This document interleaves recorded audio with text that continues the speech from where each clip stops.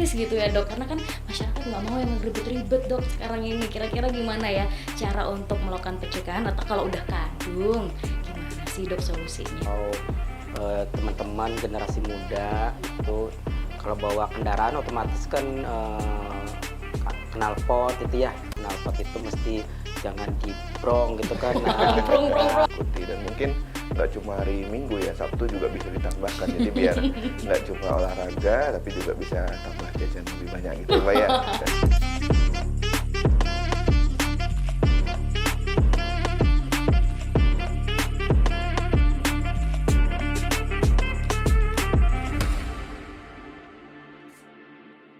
Halo teman-teman, welcome back to podcast Let's Talk. Pada episode kali ini spesial, kita akan membahas episode dalam rangka World Lung Day 2024 atau Hari Paru Sedunia tahun 2024 dengan tema Clean Air and Healthy Lungs for All.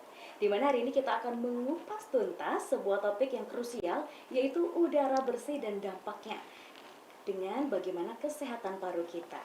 Udara adalah sumber kehidupan yang harus kita hirup nih setiap hari, setiap detik. Tapi apakah kualitas udara yang semakin menurun di kota besar ini juga membuat kita harus terus waspada? Gimana sih dampaknya untuk kesehatan kita, dan bagaimana nih kita bisa melindungi diri kita?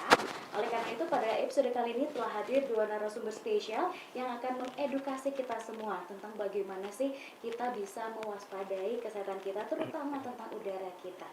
Yaitu telah hadir Dr. Ngakan Putu Parsama Putra, spesialis paru konsultan, dan juga Dr. Urayet Wiki Arif Maulana. Kita sapa terlebih dahulu. Halo dokter, bagaimana kabarnya hari ini? Jadi kabar baik, selamat pagi. Baik, kabar baik, terima kasih, alhamdulillah. alhamdulillah.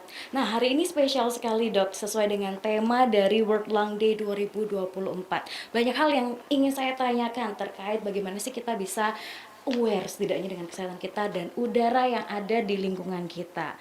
Pertanyaan pertama kepada dokter Putu, dok, bagaimana sih sebenarnya paru-paru manusia itu bekerja, dan kenapa sih kok penting untuk kita bernafas di udara yang bersih, dok? Ya, terima kasih untuk pertanyaannya ya. Selamat pagi Bapak Ibu sekalian. Memang kalau kita manusia kan ada organ paru ya. Jadi kita paru itu berfungsi untuk pertukaran gas. Ya, jadi kita perlu bernafas di udara yang bagus, udara yang bersih. Jadi kalau di paru itu ada pertukaran oksigen dan pengeluaran karbon dioksida. Jadi udara yang bagus mengandung oksigen yang bersih, tetapi kalau udara yang tercemar banyak mengandung partikel yang berbahaya yang bisa mengiritasi saluran pernapasan, sehingga bertukaran gas atau proses kita bernafas akan terganggu. Jadi sering menyebabkan iritasi. Itu salah satu fungsi utama ya. Makanya kenapa kita harus tinggal dan hidup di lingkungan udara yang bersih ya dok ya. Iya. Kalau enggak nafasnya ngap gitu ya dok. Ya, sering terjadi iritasi, jadi jelek, jadi kualitas udara mengganggu proses pertukaran udara. Oke, nah kemudian apa sih jenis polutan yang paling bahaya yang sering mungkin ditemui masyarakat di kondisi saat ini dok? Ya, kan banyak polutan di luar ya, apalagi yang udara yang terkontaminasi, yang partikel-partikel yang berbahaya seperti karbon dioksida, kemudian ada sulfur dari proses pembakaran yang tidak sempurna dari pabrik, kemudian dari kendaraan yang kadang-kadang kan knalpot yang tanpa saringan kan mengeluarkan gas ya. Itu asap itu juga kan pembakaran yang kurang sempurna. Jadi mengeluarkan partikel-partikel gas yang bisa mengganggu sistem pernapasan kita. Gitu. Oke, berarti sering banget kita temui ya dok ya sehari-hari sebenarnya polutan itu. Iya, betul, betul. Ini nih harus waspada ya pemirsa semua. Iya. Nah, ngomong-ngomong soal ini, Dokter Riki, dalam praktek Anda kira-kira apa sih dampak yang paling umum yang biasanya tuh pasien tuh datang kira-kira dalam kondisi yang gimana, dan apa sih polutan akhirnya membuat dirinya tuh sakit sampai datang ke dokter? Oke. Baik, terima kasih Mbak untuk kesempatannya. Mungkin yang paling ringan dulu ya. Pertama mungkin ada yang kita kenal dengan ISPA. Nah, di mana infeksi saluran pernapasan bagian atas ini adalah tanda-tanda yang akut, yang baru gitu ya, kurang dari seminggu atau 2 minggu seperti itu, yang akan menyebabkan seperti keluhan, akan munculnya batuk, kemudian sesak napas ya, batuk yang mungkin nanti akan proses dari yang awalnya batuk kering akan nanti semakin menjadi batuk yang berdahak. Nah, itu juga yang akut. Kemudian yang bersifatnya kronis, terutama pada pasien-pasien yang memang memiliki penyakit-penyakit seperti yang sering kita temukan mungkin di poliklinik, asma maupun PPOK ya, PPOK. Jadi itu akan nanti memicu adanya kambuhan atau yang kita sebut biasanya exacerbasi. Yang memicu kekambuhan itu terutama pada pasien-pasien yang mungkin hidup atau bersosialisasi di kehidupan sehari-hari dengan sering menghirup dari udara yang mengandung banyak polutan, entah dari asap kendaraan, kemudian seperti sebelum terputus tadi, polutan yang lain juga. Yang paling penting yang sekarang mungkin itu banyak terjadi kan karena kita mungkin belum ada ini ya kebijakan yang baik untuk asap rokok dan lain-lain, sehingga mungkin dari situ akan menimbulkan banyak kekambuhan pada pasien-pasien itu gitu. Oh, I see. Sering Jadi kita variatif temukan. ya dok ya yang datang? Ya, memang banyak yang dari kalau terutama di poliklinis ya, yang akut, kronis, dan juga nanti mungkin yang paling penting juga masa yang mungkin sebelum-sebelumnya pernah banyak dibahas tentang bagaimana asap rokok itu akan berpengaruh dan jadi faktor risiko terhadap terjadinya kanker paru pada pasien-pasien kita. Agak ngeri ya kalau sampai kanker dok. Waduh, baik. Berikutnya ke dokter Putu. Tadi menyambung yang disampaikan di poliklinik ternyata macam-macam gitu ya dok ya. Tapi kalau dari sekian banyak pasien yang paling rentan tuh yang mana sebenarnya dok? Ya kalau kita berbicara di poliklinik memang itu kan kalau kita poli paru ya itu yang rentan orang tua ya, orang tua. Tetapi secara keseluruhan kita di masyarakat itu yang rentan ya anak-anak juga, anak-anak dan orang tua. Kemudian karena apa? Karena proses, kalau anak kan masih proses pertumbuhan, daya tahan tubuhnya juga tidak terlalu bagus seperti orang dewasa. Kemudian pada orang tua juga kan ada penyakit komorbid, ada penyakit penyerta gitu ya. Kalau umur tua kan banyak biasanya penyakit-penyakit yang khusus pada orang tua seperti keganasan, kemudian penyakit paru kronis, penyakit-penyakit yang lain juga akan lebih sering pasien orang-orang tersebut akan terkena infeksi dengan adanya partikel gas polusi udara dari luar gitu. Oke, kemudian gimana dok cara melindunginya gitu ya? Atau setidaknya diedukasi lah sama dokter kita udah kadung berobat biar nggak kambuh lagi lah gimana dok? Ya, yang penting kan pencegahan dulu ya. Pencegahan, kalau pencegahan jadi kita, jadi khususnya masyarakat atau teman-teman generasi muda itu kalau bawa kendaraan otomatis kan knalpot itu ya, knalpot itu mesti jangan dibrong gitu kan. Prong prong prong. Gitu kan. Saringan juga harus benar kan gitu. Jadi berpartisipasi dalam pencegahan itu pencegahan yang pertama. Kemudian mungkin kalau kalau gas pembakaran gitu ya, mengurangi pembakaran karena juga mengeluarkan polusi gitu ya, atau mungkin penata laksanaan lebih baik sampah itu dibikin usaha yang tanpa dibakar gitu ya, untuk mengurangi polutan. Kemudian kita juga sebagai untuk anak-anak mengurangi kegiatan di luar yang tidak perlu kan begitu. Kadang-kadang kan suka aktivitas banyak di luar. Kemudian untuk yang lain pencegahan adalah dengan menggunakan masker. Ya itu perlu biaya juga masker, tapi untuk menjaga kesehatan ya tidak masalah kan. Untuk supaya tidak pengeluaran kita juga tidak terlalu banyak untuk biaya pengobatan kan begitu. I see. Lebih baik mencegah ya dok ya, Ya, pada ngobatin. mengobati, ya, karena biaya juga mahal. Balik lagi Siap. masalah Iya. biaya. Nah, ini. Nah, tapi kalau misalnya sudah kadung nih dok, seseorang kronis ke dokter Niki nih, udah datang ke poliklinik dalam keadaan penyakitnya kronis seperti asma atau PPOK, terus gimana sih cara untuk menanganinya dan sejauh apa sih polusi itu mempengaruhi kualitas hidup mereka? Iya, oke. Intinya kalau pada penyakit asma itu kan memang menghindari faktor pencetusnya ya Mbak. Jadi pada pasien-pasien asma yang betul-betul dihindari faktor pencetusnya, disambil juga mereka juga nanti akan mendapat obat-obat untuk nanti pertama itu mencegah inflamasi kekambuhan di saluran napasnya, yang kedua juga nanti akan melegakan saluran napasnya. Nah, faktor-faktor itu kita tidak bisa menyimpulkan hanya dari satu faktor saja, tapi memang multifaktorial. Betul seperti dikatakan Dr. Putu bahwa pencegahan dengan menghindari pencetusnya, menggunakan masker, kemudian udara yang bersih, kemudian kita obati dengan pemberian pelega napas, obat hisap seperti itu, yang harapannya nanti juga akan pertama mengurangi kekambuhan, ya karena kita tahu bahwa kekambuhan itu akan nanti mempercepat, memperparah kondisi dari parunya, di mana nanti akan terjadi banyak sumbatan-sumbatan paru yang pada orang asma atau orang dengan penyakit paru PPOK itu sering dibilang dengan mengi itu. Jadi begitu dia napas ada bunyi ngik, ngikik, nah itu adalah salah satu tanda kekambuhan. Nah itu dengan pencegahan yang baik, kekambuhan bisa kita hindari sehingga prognosis ke depannya pada pasien asma dan PPOK maupun pada pasien-pasien yang lain ya terkait juga kanker paru, nah itu juga bisa kita reduksi semaksimal mungkin. I see, ini butuh extra effort ya Ya, dok ya. dan memang harus kita berbagi peran lah ya. Jadi keluarga, persona itu sendiri keluarga maupun masyarakat dan juga dari kita sebagai nakes dokter seperti itu. I see, baik.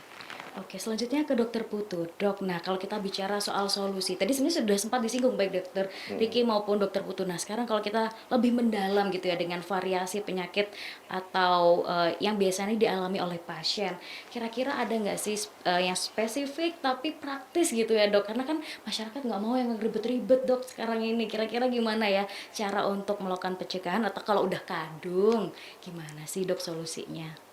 Ya, kalau sudah kadung itu tergantung bagaimana, apakah pasien orang dengan penyakit dasar otomatis kan harus berobat rutin ya, rutin minum obat maupun obat-obat inhalasi tadi, mengkonsumsi obat, rutin kontrol, kemudian mengurangi aktivitas di luar rumah apabila kadar kualitas udaranya jelek. Nah, memang untuk mengetahui kualitas udara kan memang pemerintah juga menyediakan informasi di web ataukah di banyak sih dari instansi ya di baliho atau di web-web ya, jadi informasi secara elektronik kan ada namanya air quality control ya. Kemudian nah itu memang tidak familiar untuk masyarakat ya, tetapi minimal kan sering kita diinfokan dari bagian-bagian informasi di pemerintah bahwa kualitas udara kita tuh bagaimana kan gitu. Nah sekarang apalagi sekarang musim panas kan, debu juga kan, nah, kebakaran hutan, kebakaran lahan, Bakar ya sampah itu kering. jadi ya betul, jadi itu yang harusnya situasi cuaca yang kering, terik, debu itu ya pencegahannya pakai masker. Tadi balik lagi ke masker. Nah kemudian juga kita mencari informasi bagaimana indeks kualitas udara di sekitar kita gitu kan. Kalau jelek berarti kita harus mengurangi aktivitas. Kemudian pakai masker. Itu aja dari diri kita sendiri. Kan kalau dari teman-teman kita yang lain semuanya belum bisa ya kita mengurangi aktivitas dan menggunakan alat proteksi diri. Salah satunya adalah menggunakan masker tersebut. Oke, Gitu, Mbak. baik. Nah, sekarang kalau ngomongin teknologi, sekarang banyak yang jual air purifier gitu, Dok. Jadi biar udaranya katanya bersih loh di rumah. Nah, ini nolong nggak sih, Dok, sebenarnya? Hmm, ya sebenarnya bisa menolong sih, menolong untuk di lingkungan kita di rumah ya. Tetapi kan itu limit di area kita saja. Oh Ya iya. toh kan terbatas di ruangan kita saja. Memang berperanan iya berperanan. Minimal dapat mencegah atau mengurangi beban saluran nafas kita, saluran Oke. nafas dan paru kita supaya dia lebih sehat, kerjaannya lebih kurang, bebannya lebih berkurang sehingga fungsi paru kita nanti ke depannya fungsi paru kita bisa seperti mobil atau onderdil atau mesin ya. Semakin dirawat dia kan masa kerjanya kan lebih panjang. Ya, kalau Oke, oke. kita sekarang tidak menjaga ya nanti setelah nambah umur ya tambah cepat Ya, saya rusak gitu. onderdil kita kan begitu. Ah, Ya itu kalau saya sih untuk 100% menjaga air purifier itu ya belum ada penelitian yang jelas bahwa dengan air purifier di ruangan nanti kalau kita keluar juga terhindar dari polusi, ya tidak juga. Ya kalau di luarnya polusinya tinggi ya otomatis juga akan mempengaruhi fungsi pernafasan kita juga. Oke, berarti sawang tinawang ya dok Ya. ya. Kita di rumah jaga banget, di luar. Nah ini berarti harus ada peran lain gitu ya. Iya, betul. Peran pemerintah salah satunya. Nah Iya. dokter Riki, gimana nih kalau kita ngomongin soal sejauh apa sebenarnya pemerintah sudah memfasilitasi masyarakat atau juga mungkin kebijakan-kebijakan yang turut membantu gitu tentang meningkatkan kualitas hidup masyarakat kita semua. Ya, ini pertanyaan yang berat di tahun politik yang berat ya, Mbak ya. Semangat Jadi dok. masalah kebijakan pemerintah ini mungkin kita udah banyak ya melihat, terutama mungkin secara lokal di Malang seperti itu ya. Ruang terbuka hijau kita juga udah lumayan banyak, di taman-taman kota juga udah banyak, dan itu patut kita apresiasi. Tinggal bagaimana nanti kita rajin untuk datang ke sana berolahraga dengan baik. Kemudian yang kedua, Car Free Day gitu ya, yang mungkin sekarang banyak ada di Ijen seperti itu. Nah itu juga merupakan suatu terobosan yang bagus, kebijakan yang bagus dari pemerintah daerah, dan itu juga bukan cuma di Malang tapi mungkin di daerah-daerah lain juga bisa mengikuti. Dan mungkin nggak cuma hari Minggu ya, Sabtu juga bisa ditambahkan, jadi biar nggak cuma olahraga tapi juga bisa tambah jajan lebih banyak gitu Mbak ya. Oke, dan Jajan. kemudian yang lain mungkin kita juga udah mulai harus memikirkan energi alternatif ya, beralih ke energi alternatif seperti yang mungkin sekarang udah banyak dipakai, yaitu electronic vehicle seperti itu ya, kendaraan listrik, kemudian pembangkit listrik tenaga surya seperti itu, panel-panel surya, agar kita tidak terpaku hanya pada satu sumber daya, yaitu yang dari fosil, itu dari minyak, batu bara dan lain-lain yang seperti disebutkan oleh Dr. Putu sebelumnya, bahwa memang itu sebagai penyebab utama ya, karena dengan menghasilkan energi dengan cara harus dibakar seperti itu, dan polusinya itu yang jadi faktor penyebab penyumbang terbesar untuk polutan yang ada di negara kita. Mungkin seperti itu sih kalau dari pemerintah ya, mungkin bisa didengar sama pemerintah seperti itu. Siap, insya Allah. Iya, baik. Selanjutnya ke dokter Putu. Dok, kalau ngomongin soal masalah udara yang bersih, kesehatan paru, ini nampaknya bukan hanya masalah lokal di Kota Malang atau di Indonesia, sudah menjadi masalah global. Makanya diperingatilah World Lung Day setiap tahunnya. Nah, kemudian bagaimana sih perubahan iklim ini juga mempengaruhi dan mempunyai hubungan dengan kualitas udara. Nah, apa sih yang bisa kita lakukan sebagai masyarakat? Ya, tadi Dokter Riki juga sudah menjelaskan mengenai transportasi yang ramah lingkungan kan gitu ya. Selain transportasi ramah lingkungan ya seperti listrik tadi, tetapi juga perlu kita sebagai masyarakat juga harus penanaman pohon juga, kan gitu kan. Jadi pohon itu penting, dia menyerap karbon dioksida, ya gas beracun, ya kan, dia berfotosintesis, dia mengeluarkan oksigen, kemudian dia menangkap CO2 kan. Jadi harapannya adalah untuk menciptakan lingkungan yang clean itu bersih. Selain ramah lingkungan tadi, transportasi yang kita mengurangi transportasi yang berbahan fosil ya, biofuel kita juga penting menggunakan. Kemudian yang listrik ya, biofuel itu kan jadi dari tanaman ya, jadi bukan dari fosil. Yang itu kan yang tidak terbatas, kalau biofuel kan bisa diregulasi lagi, diulang-ulang lagi diproduksi karena itu dari tanaman. Mungkin itu inovasi teknologi sebenarnya. Nah, karena kalau kita orang awam ya, untuk mencegah ya otomatis tata ruang hijau itu yang diperbanyak. Jadi penebangan pohon ya dikurangi, nanam pohon ya harus diperbanyak kan begitu. Jadi secara pertukaran udara atau gas yang dikeluarkan kemudian diabsorpsi oleh tanaman atau pohon-pohon itu kan jadi seimbang. Otomatis di lingkungan kita udara segar, kemudian lebih bersih, kadar oksigennya juga lebih bagus. Jadi otomatis mempengaruhi kesehatan sistem pernapasan kita. Oke, jadi memang semua itu harusnya sinergi ya dok ya, Ya, betul. bukan hanya dari nakes yang udah berupaya sekuat tenaga gitu ya Ya. menyembuhkan pasien, pasiennya harus aware, pemerintah juga mendukung Ya, gitu masyarakat juga. dengan segala kebijakan. Ya. Oke. Iya toh, masyarakat juga penting. Betul. Siap, tapi kalau dari perspektif dokter yang selama ini misalnya masyarakat datang berobat, kira-kira sejauh mana sih tingkat awareness mereka gitu ya, at least terhadap udara yang mereka hirup tiap hari, kesehatan parunya, masing-masing. Monggo dari dokter Riki terlebih dahulu. Oh iya.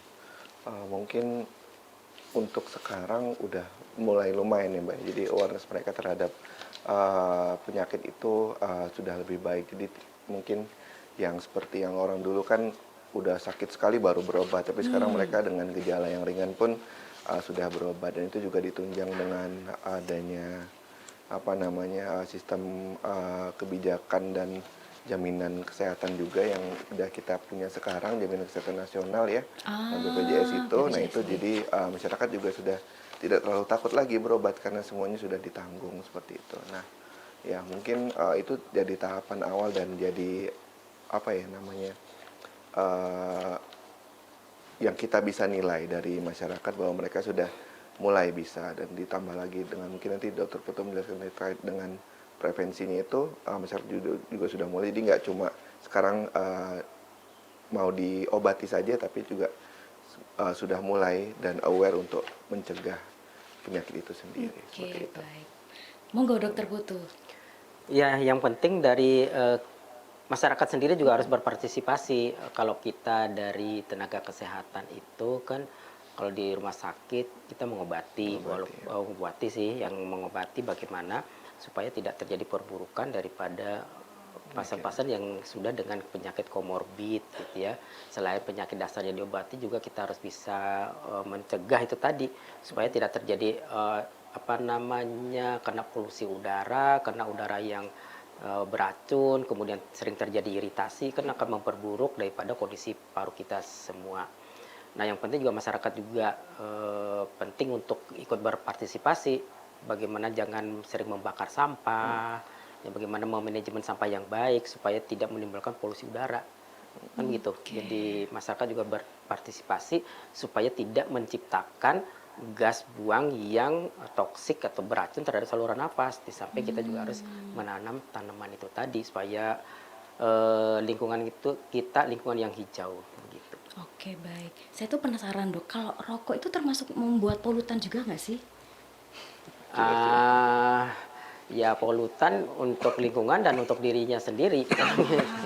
Ya kan, dua-dua kena. Udah jelas ya Mbak. Udah jelas ya. Tapi kalau kitanya nggak ngerokok tapi ada orang lain ngerokok, kena dampak. Dia namanya kan passive smoker kan, ya itu. Jadi ya untuk diri sendiri merasa tidak apa-apa, tetapi untuk lingkungan kan. Jadi itu pentingnya kita menghargai atau melihat kondisi lingkungan kita sekitarnya. Apakah orang ini rentan terhadap asap rokok, jadi dia mudah terinfeksi. Apakah ada anak-anak kecil, apakah ada orang tua, apakah tindakan merokok kita apakah tidak akan mempengaruhi orang lain, mengganggu, terutama bisa mempengaruhi yang negatif dan positif. Nah, kalau merokok apakah dia negatif atau tidak, kan begitu. Nah, otomatis kita harus juga tahu itu kan begitu. Gitu, apa arti tawanya dokter Riki ini barusan? Ya mungkin Dokter Putu sebagai spesialis yang mungkin sudah banyak membantu untuk masyarakat di Malang maupun sekitarnya terkait tumor paru itu, mungkin sudah tahunan ya mengedukasi terkait bahayanya rokok sebagai salah satu faktor itu. Ya mungkin buat yang merokok ya asapnya ditelan sendiri aja gitu. Biar gak menyobati. Ditelan sendiri. Siap. Jangan nambah-nambahin polutan ya dok ya. Udah banyak banget yang memberikan sumbangsi, tambahin ngerokok juga. Oke. Mungkin terakhir pesan dan juga semangat nih untuk masyarakat biar lebih aware lagi ke depannya dari Dokter Putu dan Dokter Riki terkait tema kita hari ini. Silahkan dok. Iya. Jadi ya kita harus mencegah udara kita, lingkungan kita supaya clean, artinya clean, bersih ya, clear ya. Jadi eh, supaya kadar udara kita terbebas, minimal yang mengurangi polutan ya. Jadi mengurangi produksi polutan. Yang kedua, kita menjaga kebersihan lingkungan kita untuk keluarga, lingkungan kita semua. Siap. Dokter Riki silahkan. Oh ya, mungkin seperti lanjutkan dari kata Dokter Putu ya, bahwa benar memang clean, udara yang bersih dan segar itu merupakan hak kita ya. Jadi sebagai pondasi udara bersih adalah sebagai pondasi dari pernapasan yang baik, di mana pernapasan yang baik juga akan menjadi pondasi dari kesehatan yang baik pula. Oke, ya kita sama-sama mengucapkan tema dari World Lung Day 2024. Bareng-bareng ya dok ya. Oke. 1, 2, 3. Clean air and healthy lungs for all. Oke, terima kasih banyak Dokter Putu, Dokter Riki. Terima kasih. Semoga tetap semangat untuk mengedukasi masyarakat dan masyarakatnya juga makin melek gitu ya tentang kesehatan mereka. Dan terima kasih pemirsa sudah menonton episode kali ini dan sampai jumpa di episode-episode berikutnya. Bye bye.